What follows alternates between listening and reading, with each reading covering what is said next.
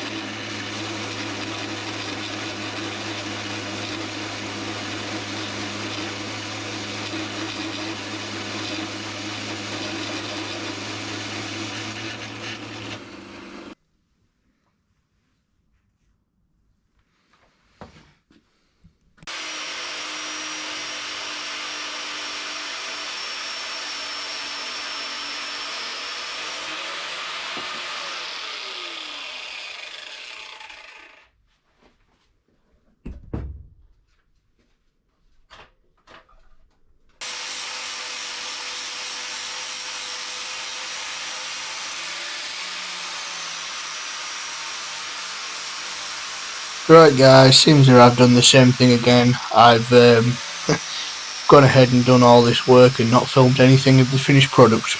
So again, I'm going to do a recap of all the components I've built and missed to film at the end of it. So, but this is very nearly done. Just see me there welding up the bracket for the crowd arm. But yeah, everything is great and it's all working as it should. There you can see the bushing stock runs nice and free. So stay tuned and you'll see the finished product very soon.